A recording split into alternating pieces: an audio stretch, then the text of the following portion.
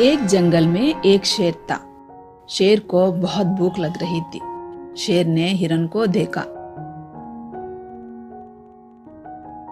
उसे मारकर खाया। उस समय शेर के गले में हिरन की हड्डी फंस गई। शेर उसे निकाल नहीं पा रहा था, उसे बहुत दर्द होने लगी।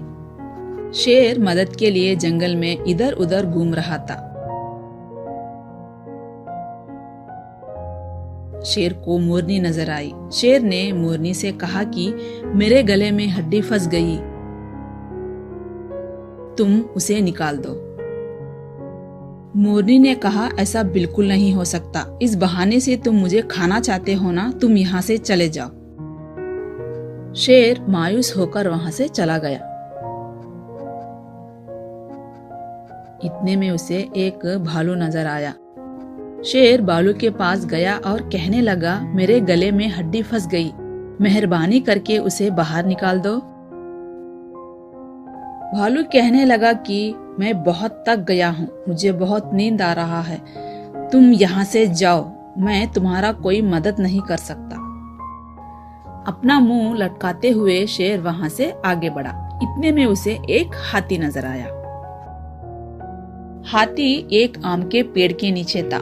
उसे बहुत भूख लगी थी, वह आम खाना चाहता था। आम बहुत ऊंचे थे, उसका सूंड वहां तक नहीं जा रहा था। हाथी पेड़ नहीं चढ़ सकता, इसलिए हाथी बहुत मायूस हुआ।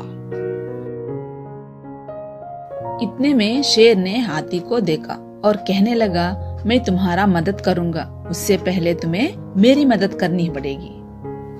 हाथी ये सुनकर कहने लगा, मैं तुम्हारा क्या मदद कर सकता हूँ? शेर ने कहा, मेरे गले में हड्डी फंस गई है, मेहरबानी करके तुम उसे निकाल दो, फिर मैं तुम्हारा जरूर मदद करूंगा। हाथी इसके लिए राजी हो गया और अपने सूंड से शेर के गले में से हड्डी को बाहर निकाल दिया। शेर का दर्द कम हो गया, वो बहुत खुश हुआ और वो आम के पेड़ पर चढ़ गया। वहां से फल तोड़कर हाथी को देने लगा। हाथी आम के फलों को खाया, जिससे उसका भूख मिट गया और वो भी बहुत खुश हुआ।